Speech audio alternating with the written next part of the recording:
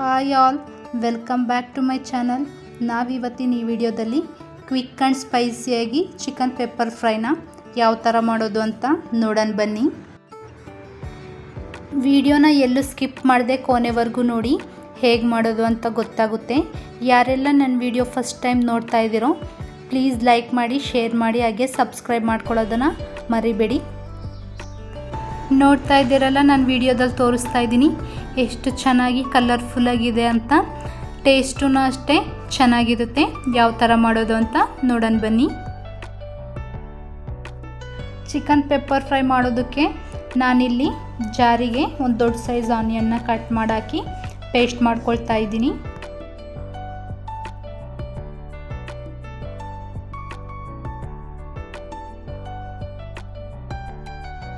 ನೋಡ್ತಾ ಇದ್ದೀರಲ್ಲ, ಈಗ ಆನಿಯನ್ ಪೇಸ್ಟ್ ರೆಡಿಯಾಗಿದೆ. ನಾನು ಇದರಿಂದ ಸ್ವಲ್ಪ ಆನಿಯನ್ ಪೇಸ್ಟ್ನ ಬೇರೆ ಬೌಲಿಗೆ ಟ್ರಾನ್ಸ್ಫರ್ ಮಾಡ್ಕೊಳ್ತಾ ಇದ್ದೀನಿ. ಆನಿಯನ್ ಪೇಸ್ಟು 1 ಟೇಬಲ್ ಸ್ಪೂನಷ್ಟು ಜಾರಲ್ಲೇ ಇರೋದಕ್ಕೆ ಬಿಡಿ. ಅದ್ರ ಜೊತೆಯಲ್ಲಿ ನಾವು ಸ್ವಲ್ಪ ಮಸಾಲನ ಆ್ಯಡ್ ಮಾಡ್ಕೊಳ್ಳೋಣ. ನಾನಿಲ್ಲಿ 1/2 kg ಸಾಫ್ಟ್ ಚಿಕನ್ನ ತಗೊಂಡಿದ್ದೀನಿ. ಈ ಚಿಕನಿಗೆ ಆಗಲೇ ಪೇಸ್ಟ್ ಮಾಡಿ ಇಟ್ಕೊಂಡಿದ್ವಲ್ಲ ನಾವು ಆನಿಯನ್ನ, ಅದನ್ನು 1 ಟೇಬಲ್ ಸ್ಪೂನ್ ಹಾಕಿ ಚೆನ್ನಾಗಿ ತೊಳ್ಕೊಳ್ಳೋಣ. ನೀವು ಆನಿಯನ್ ಪೇಸ್ಟ್ ಬದಲು ಟರ್ಮರಿಕ್ ಆದರೂ ಸಾಲ್ಟ್ ಆದರೂ ಯೂಸ್ ಮಾಡಿಕೊಂಡು ಚಿಕನ್ನ ತೊಳ್ಕೊಬೋದು.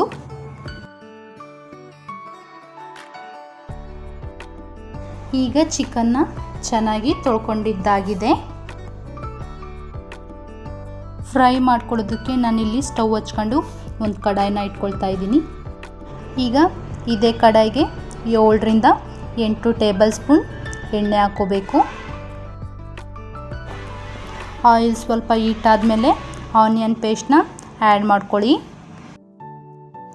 ಬ್ರೌನ್ ಕಲರ್ ಆಗೋವರೆಗೂ ನಾವು ಆನಿಯನ್ ಪೇಸ್ಟ್ನ ಎಣ್ಣೆಯಲ್ಲಿ ಚೆನ್ನಾಗಿ ಫ್ರೈ ಮಾಡ್ಕೋಬೇಕು.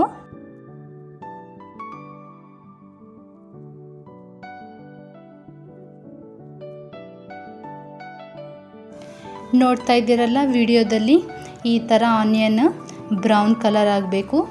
ಈ ಥರ ಆದಮೇಲೆ ನಾವೀಗ ಚಿಕನ್ನ ಆ್ಯಡ್ ಮಾಡ್ಕೋಬೇಕು.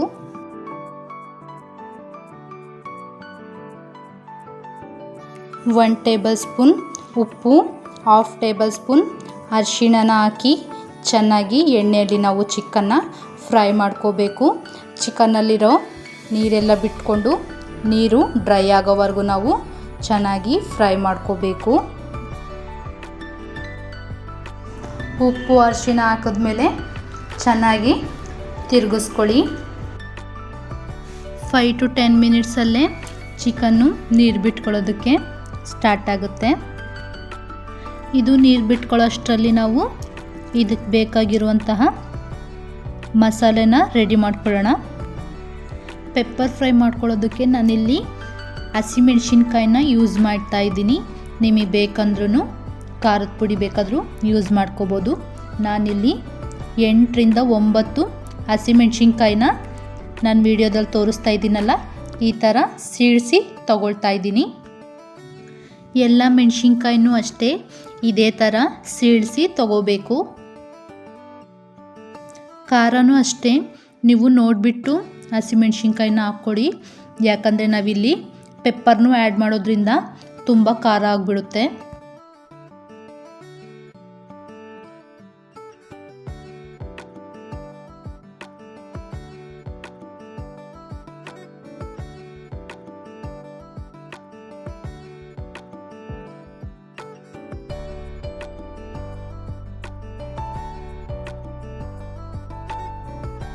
ಈಗ ಮೆಣಸಿನ್ಕಾಯಿ ಎಲ್ಲ ಕಟ್ ಮಾಡ್ಕೊಂಡಿದ್ದಾಗಿದೆ.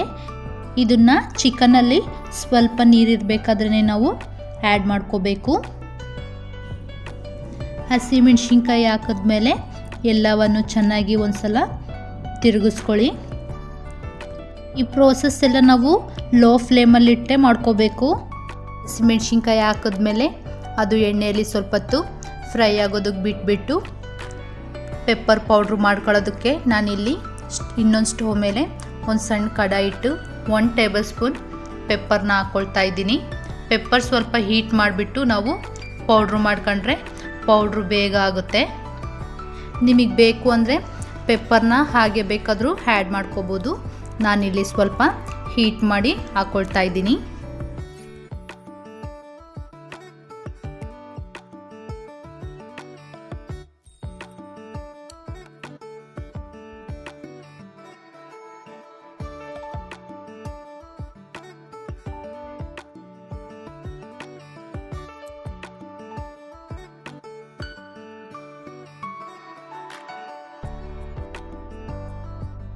ಈಗ ಪೆಪ್ಪರ್ ಪೌಡರ್ ರೆಡಿಯಾಗಿದೆ. ಇಷ್ಟು ಪೌಡರ್ ಥರ ಆದರೆ ಸಾಕು.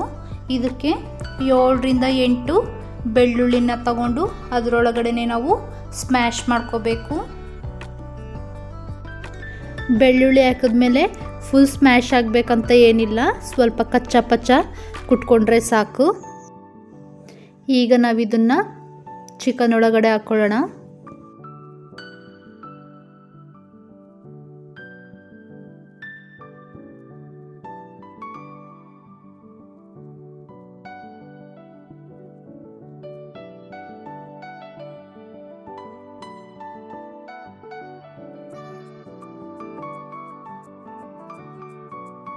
ನಾವಿದನ್ನೆಲ್ಲ ಲೋ ಫ್ಲೇಮಲ್ಲಿಟ್ಟೆ ಮಾಡ್ಕೋಬೇಕು. ಹೈ ಫ್ಲೇಮಲ್ಲಿಟ್ಟು ಮಾಡ್ಕೊಳ್ಳೋದಕ್ಕೆ ಹೋಗಬೇಡಿ. ನೀರು ಬೇಗ ಡ್ರೈ ಆಗಿಬಿಟ್ಟು ಚಿಕನ್ ಎಲ್ಲ ಸೀದೋಗಿಬಿಡುತ್ತೆ. ನಾನೇನು ಸ್ಟೆಪ್ ಬೈ ಸ್ಟೆಪ್ ಹೇಳ್ಕೊಡ್ತಾ ಇದ್ದೀನಲ್ಲ ಅಷ್ಟನ್ನು ಫಾಲೋ ಮಾಡಿ ಸಾಕು. ಫ್ರೈ ತುಂಬ ಟೇಸ್ಟಿಯಾಗಿ ಬರುತ್ತೆ. ಈಗ ಇದಕ್ಕೆ ಮಸಾಲನೇ ರೆಡಿ ಮಾಡ್ಕೊಳ್ಳೋಣ.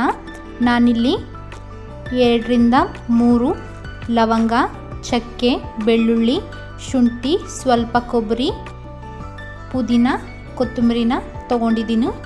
ಇದನ್ನೆಲ್ಲ ಗ್ರೈಂಡ್ರಿಗೆ ಹಾಕಿ ನಾವು ಗ್ರೈಂಡ್ ಮಾಡ್ಕೊಳ್ಳೋಣ. ನಾನು ಆಗಲೇ 1 ಟೇಬಲ್ ಸ್ಪೂನಷ್ಟು ಆನಿಯನ್ ಪೇಸ್ಟ್ ಬಿಟ್ಟಿದ್ನಲ್ಲ, ಅದರಿಂದ ನಾನು ಆನಿಯನ್ನ ಆ್ಯಡ್ ಮಾಡ್ಕೊಳ್ತಿಲ್ಲ. ನೀವು ಬಿಟ್ಟಿಲ್ಲ ಅಂತಂದರೆ ಆನಿಯನ್ನ ಆ್ಯಡ್ ಮಾಡ್ಕೊಳ್ಳಿ. ಇದನ್ನೆಲ್ಲ ನಾವು ಚೆನ್ನಾಗಿ ಪೇಸ್ಟ್ ಮಾಡ್ಕೋಬೇಕು. ಈಗ ಮಸಾಲ ರೆಡಿಯಾಗಿದೆ. ಇದನ್ನು ನಾವೀಗ ಚಿಕನ್ ಒಳಗಡೆ ಹಾಕ್ಕೊಳ್ಳೋಣ. ನೋಡ್ತಾ ಇದ್ದೀರಲ್ಲ, ಚಿಕನ್ ಎಲ್ಲ ನೀರು ಬಿಟ್ಕೊಂಡು ನೀರೆಲ್ಲ ಡ್ರೈ ಆಗಿ ಯಾವ ಥರ ಎಣ್ಣೆ ಬಿಟ್ಕೊಂಡಿದೆ ಅಂತ ಈ ಥರ ಆಗಬೇಕು. ನಾವು ಇದೆಲ್ಲ ಮಸಾಲೆ ರೆಡಿ ಆಗೋಷ್ಟರಲ್ಲಿ ಇದು ನೀರು ಬಿಟ್ಕೊಂಡು ನೀರೆಲ್ಲ ಡ್ರೈ ಆಗಿ ಎಣ್ಣೆ ಸಪ್ರೇಟ್ ಆಗಿರುತ್ತೆ. ಈ ಥರ ಚಿಕನಿದ್ದ ಎಣ್ಣೆ ಸಪ್ರೇಟ್ ಆದಮೇಲೆ ನಾವು ಮಸಾಲೆನ ಆ್ಯಡ್ ಮಾಡ್ಕೋಬೇಕು. 2 ಟೇಬಲ್ ಸ್ಪೂನಷ್ಟು ಚಿಕನ್ ಮಸಾಲ ಪೌಡ್ರನ್ನ ಹಾಕ್ಕೊಳ್ತಾ ಇದ್ದೀನಿ. ಚಿಕನ್ ಮಸಾಲ ಪೌಡ್ರ್ ಹಾಕಿದ್ದಾದಮೇಲೆ ಎಲ್ಲನೂ ಚೆನ್ನಾಗಿ ಮಿಕ್ಸ್ ಮಾಡ್ಕೋಬೇಕು. 2ರಿಂದ 3 ನಿಮಿಷ ಮಸಾಲೆನ ಚಿಕನ್ ಮಸಾಲ ಹಾಕಿದ್ಮೇಲೆ ನಾವು ಫ್ರೈ ಮಾಡ್ಕೋಬೇಕು.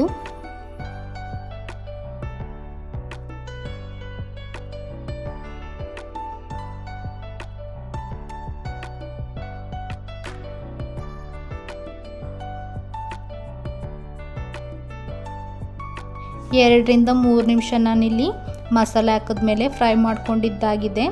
1/2 ಗ್ಲಾಸಷ್ಟು ನಾನಿಲ್ಲಿ ನೀರನ್ನ ಹಾಕ್ಕೊಳ್ತಾ ಇದ್ದೀನಿ. ನೀರು ಅಷ್ಟೇ ಜಾಸ್ತಿ ಹಾಕ್ಕೊಳ್ಳೋದಕ್ಕೆ ಹೋಗಬೇಡಿ.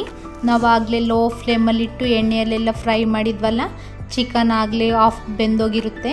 ಇನ್ನೊಂದು ಸ್ವಲ್ಪ ಕುದಿಯೋದಕ್ಕೆ ನಾನಿಲ್ಲಿ ನೀರನ್ನ ಆ್ಯಡ್ ಮಾಡ್ಕೊಂಡಿದ್ದೀನಿ ಅಷ್ಟೇ. ನೀರನ್ನ ಹಾಕಿದ್ಮೇಲೆ ಒಂದು ಸಲ ತಿರುಗಿಸ್ಕೊಂಡು ಲಿಡ್ನ ಕ್ಲೋಸ್ ಮಾಡಬೇಕು.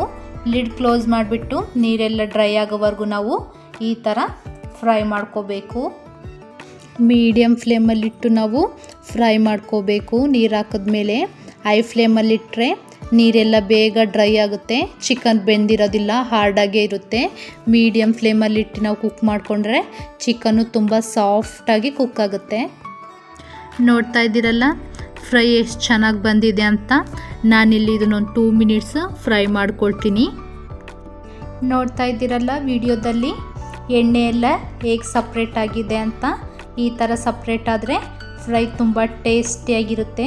ಈಗ ನಮ್ಮ ಫ್ರೈ ರೆಡಿಯಾಗಿದೆ. ಇದಕ್ಕೆ ನಾನು ಸ್ವಲ್ಪ ಸಣ್ಣದಾಗಿ ಕೊತ್ತಂಬರಿನ ಕಟ್ ಮಾಡಿ ಹಾಕ್ಕೊಳ್ತಾ ಇದ್ದೀನಿ. ಕೊತ್ತಂಬರಿ ಎಲ್ಲ ಹಾಕಿದ್ದಾದಮೇಲೆ ಒಂದು ಸಲ ಚೆನ್ನಾಗಿ ಕಲಿಸ್ಕೊಳ್ಳಿ.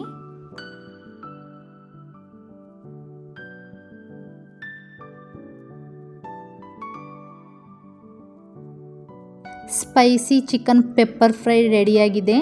ನಾವೀಗ ಇದನ್ನು ಪ್ಲೇಟಿಗೆ ಸರ್ವ್ ಮಾಡ್ಕೊಳ್ಳೋಣ. ಈ ಫ್ರೈನ ಎಷ್ಟು ತಿಂದ್ರೂ ತಿನ್ನಬೇಕನ್ಸುತ್ತೆ, ಅಷ್ಟು ಟೇಸ್ಟಿಯಾಗಿರುತ್ತೆ. ಚಪಾತಿ, ರೋಟಿ, ರೈಸ್ ಜೊತೆ ಸೂಪರ್ ಕಾಂಬಿನೇಷನ್ ಅಂತಲೇ ಹೇಳ್ಬೋದು. ನೀವು ಒಂದ್ಸಲ ಮಿಸ್ ಮಾಡದೆ ಈ ರೆಸಿಪಿನ ಟ್ರೈ ಮಾಡಿ. ನೋಡಿದ್ರಲ್ಲ, ಸಿಂಪಲ್ ಆ್ಯಂಡ್ ಕ್ವಿಕ್ಕಾಗಿ ಸ್ಪೈಸಿಯಾಗಿ ಚಿಕನ್ ಪೆಪ್ಪರ್ ಫ್ರೈನ ಯಾವ ಥರ ಮಾಡ್ಕೊಳ್ಳೋದು ಅಂತ. ನಿಮಗೂ ಈ ವಿಡಿಯೋ ಇಷ್ಟ ಆದರೆ ಪ್ಲೀಸ್ ಲೈಕ್ ಮಾಡಿ, ಶೇರ್ ಮಾಡಿ, ಸಬ್ಸ್ಕ್ರೈಬ್ ಮಾಡ್ಕೊಳ್ಳಿ. Thank you for watching.